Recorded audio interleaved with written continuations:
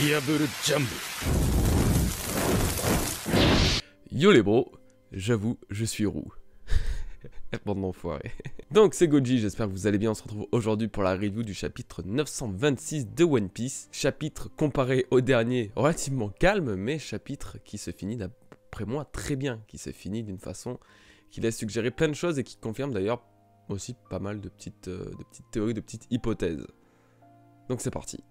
Alors ce chapitre est entièrement dédié à Wano Kuni, donc il n'y a rien de plus de barbe noire, plus rien, plus de rêverie ou quoi que ce soit, c'est full Wano tout simplement.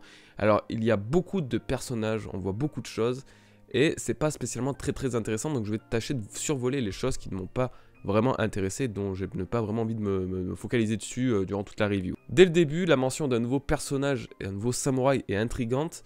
Il se nomme Kamazo, dit l'assassin, et posséderait une faux. Ensuite, on nous parle d'un certain Ushimitsu, personnage apparemment encore différent de Kamazo, qui serait une sorte de Robin des Bois, voilà, qui vole aux riches pour donner aux pauvres, ou quelque chose comme ça. Donc ces deux personnages ont sans aucun doute un rôle par la suite, pour être introduits de cette manière. Mais moi, c'est surtout celui avec la faux qui m'intéresse, parce que c'est pas du tout une arme adaptée aux samouraïs, au pays, à la culture nippone, ou quoi que ce soit, c'est pas du tout une arme adaptée à tout ça.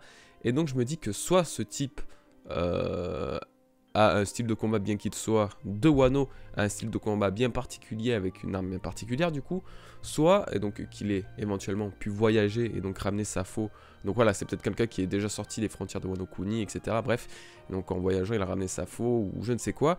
Soit ce mec est un outsider simplement et que c'est quelqu'un qui n'a rien à voir avec Wano Kuni et donc il est là et donc peut-être un personnage qu'on connaît déjà, ou du moins un personnage qu'on aurait pu croiser, ou qui était en tout cas un pirate, voilà, simplement. Donc je ne sais pas, mais le coup avec la faux, etc., moi perso, ça m'a bien intrigué, et je suis bien curieux de savoir ce qu'il peut être. Après, peut-être que justement, il y a des faux dans la culture, voilà, dans la culture nippone, chez les samouraïs, peut-être qu'il y a des armes qui ressemblent à des faux. J'ai essayé de me renseigner rapidement, j'ai rien vu de ça. Donc voilà, ce personnage m'intéresse, et donc du coup, il m'intrigue bien pour la suite. Bref, on retrouve Usopp et puis les deux acolytes là de l'eau, je sais pas comment ils se nomment, Penguin et Shatsi je crois, je ne sais absolument pas comment on les prononce leur nom, je suis désolé, qui donc recherchent parmi la populace les personnages ayant, les samouraïs ayant donc un croissant de lune tatoué sur le pied, afin justement de, c'est signe d'alliance au Kozuki, et donc afin de leur donner justement le flyers sur la révolte qui aura lieu durant le festival du feu. Et donc voilà, donc ils en donnent apparemment pas mal de gens, on en a dénombré au total 9. Il me semble, si j'ai bien compté, il y en a 9. Et c'est très dangereux parce qu'il y a moyen que parmi toutes ces personnes, il y ait un traître. Un mec qui fasse tout capoter justement et qui avertisse le shogun ou même voilà, les sbires de Kaido d'une éventuelle rébellion. Donc voilà, ils ont distribué un total de 9 flyers à 9 samouraïs de style tous totalement différents. Donc ils sont tous originaux, ils sont pas mal. Voilà, ça a l'air d'être des bons guerriers. On y apprend aussi surtout que le shogun Orochi a interdit le port d'armes, à part pour les samouraïs renommés on va dire, ainsi que l'utilisation d'arts martiaux donc dans Wano Kuni. En gros, à moins que tu sois déjà un samouraï, t'as aucun moyen de te battre, t'as aucun moyen de révolte. Donc ce qui laisse présager que avant la fameuse révolte, la fameuse guerre de Wano, Franky et Itetsu, entre autres, vont donc s'allier pour créer justement des armes, que ce soit armes à feu ou justement katana, et donc ainsi pouvoir armer la population et armer du coup les membres de la rébellion. Alors on retrouve par la suite Nami et la femme ninja dont j'ai totalement zappé le nom tellement elle m'importe peu, elle me passionne pas, qui donc prennent leur rôle très à cœur parce qu'elles espionnent apparemment des sbires d'Orochi. Et donc justement on en apprend un peu plus sur les armes que Kaido produit. Apparemment il y aurait une demande d'un pays étranger à Wano, une énorme demande d'armes au point que ce soit considéré comme limite une guerre, tellement ils ont commandé d'armes, etc., d'armes à fou, même voilà, d'armes, simplement. Hein. Et donc ça, on essaiera d'y revenir un petit peu à la fin, mais ça laisse pas présager que du bon. Toutes ces armes commandées, surtout à l'empereur, ça laisse pas présager que du bon. Alors, la mission de sauvetage est quelque peu ratée pour diverses raisons, et on retrouve quand même, malgré tout, Sanji, tout juste après, qui vend donc ses soba, donc ses nouilles. Étonnamment, il a regroupé que des femmes. Et donc voilà, quel homme ce Sanji, quel charmeur, quel gentleman. Il a regroupé que des femmes et donc ça laisse présager là aussi que parmi toutes les femmes, parce que normalement il est censé retrouver justement des samouraïs lui aussi et donc leur donner le flyers.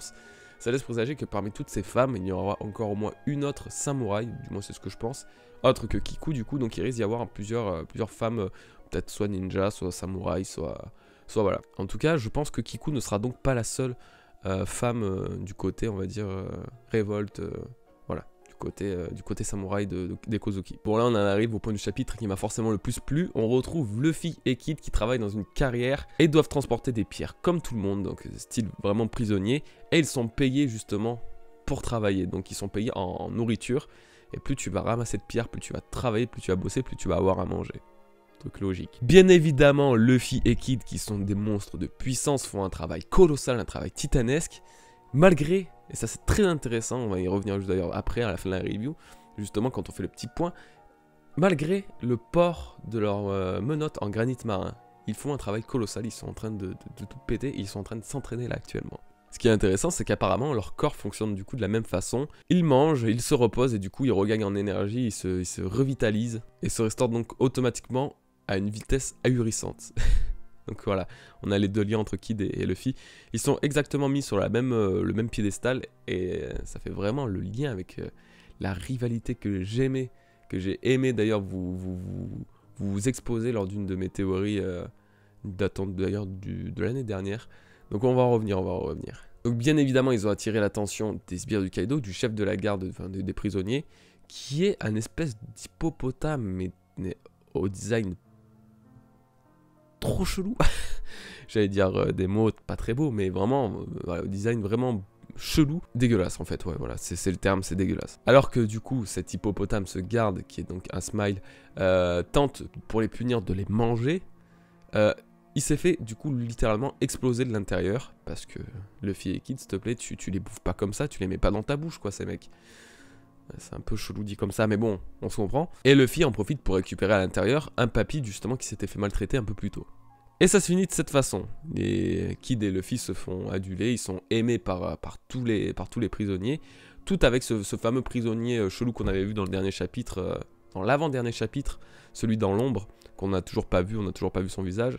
Qui d'ailleurs les regarde de loin sans spécialement dire ou faire quoi que ce soit. Bref, maintenant on va détailler un petit peu les trucs qui m'ont intéressé. Alors il y a la fameuse guerre qui semble se préparer à l'extérieur du pays. Alors je ne sais pas qui a commandé toutes ces armes, mais il est fort possible que ça ait un lien avec donc les armes que crée Doflamingo à l'époque. Et donc justement quand il s'est fait battre, eh ben, du coup les guerres civiles ont eu énormément de problèmes à se ravitailler. Et c'est justement le Garma Double Six qui donc avait une place très importante parce que du coup les pays louaient leurs services justement pour mener la guerre parce que ils sont ultra développés technologiquement et donc ont une capacité offensive assez dingue.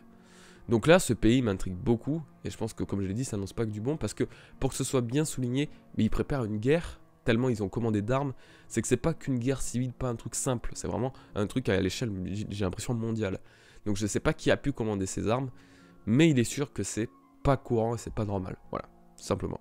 Et là je pense que ça va avoir des répercussions plus tard, peut-être qu'on va en entendre parler via les révolutionnaires, peut-être qu'on va en entendre parler justement par le Garma si on le revoit ou je ne sais quoi, mais en tout cas voilà, là ça, je ne sais pas qui a pu commander ça, mais on va en entendre parler c'est sûr. Ensuite c'est très discret mais on revoit Caribou dans la prison où se trouvent Luffy et Kid. Alors c'est pas du tout étonnant de le retrouver ici, hein, justement, parce qu'on sait qu'il s'est fait capturer dans les mini-aventures justement de Caribou.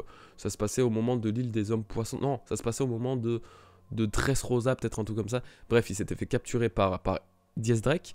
Et du coup, bah, c'est pas étonnant de le voir en prison ici en fait. Et donc, il va avoir lui aussi son rôle. Et sachant que lui, il sait que Shirahoshi est Poséidon. Donc là, il y a moyen de faire des trucs. Et donc, pour finir, Luffy et Kid sont actuellement en train d'accomplir l'exploit d'entraîner leur corps, d'augmenter leur puissance et surtout de réduire leur faiblesse face au granit marin. Bah oui, parce que du coup, en fait, actuellement, ils sont en train de porter des charges hyper lourdes sans fruit du démon, ce qui développe donc leur force brute, leur force réelle, voilà, qui ne se base pas sur leur fruit du démon, justement, pour forcer ou du coup pour exploiter leur puissance. En plus de ça, ils prennent habitude au granit marin qui est donc sous forme de menottes.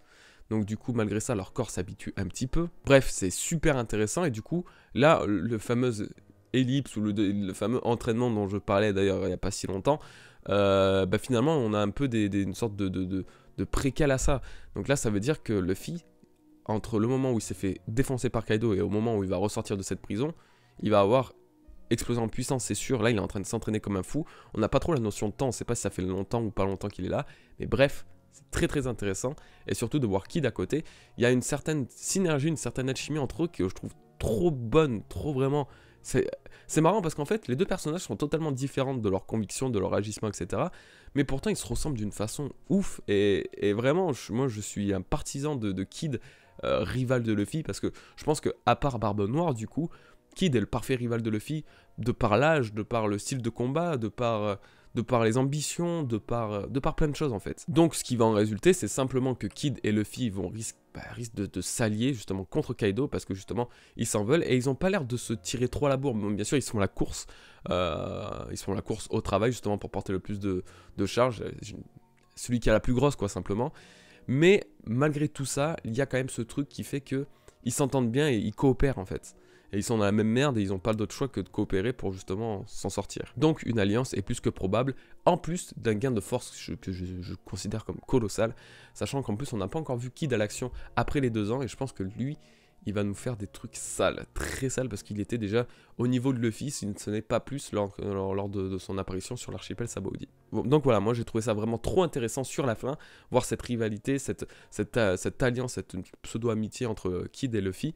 Et là, pour le coup, ça me donne vraiment envie de voir plus par la suite. Et c'est pour ça, en fait, c'est ça qui va me hyper sur les prochains chapitres. Pas spécialement le reste, pas spécialement lié au Samurai de Wano et tout, mais c'est surtout le coup Kid Luffy, quoi.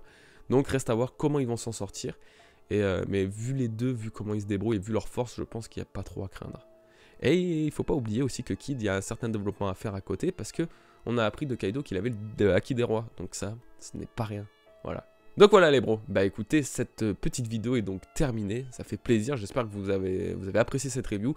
Je vous remercie vraiment, sincèrement, du fond du cœur, parce qu'en ce moment, vous êtes ultra présent, ultra actif sur YouTube, sur ma chaîne. Sur les reviews, je reçois un millier de commentaires, vous vous rendez compte ce que ça fait, c'est énorme. Je reçois des likes comme j'en ai jamais reçu, vous êtes de plus en plus nombreux à voir mes vidéos, et donc vraiment pour ça, je vous remercie sincèrement, parce que ça me fait super plaisir. Vous savez aussi que YouTube est mon métier, du coup, depuis pas si longtemps que ça, et du coup, bah, vous m'aidez vraiment à en vivre, et donc je ne peux que vous remercier pour ça, donc vraiment du fond du cœur, merci beaucoup. Et donc voilà, je vous souhaite à tous un très bon week-end, je vous dis à très bientôt pour une nouvelle vidéo, je ne sais pas quand, peut-être ce week-end si tout se passe bien, ou alors lundi. Je vous souhaite donc encore une fois un bon week-end, et je vous dis à bientôt les bros, passez un bon week-end, t'es sérieux, j'allais encore dire ça, bon bref, peace les bros.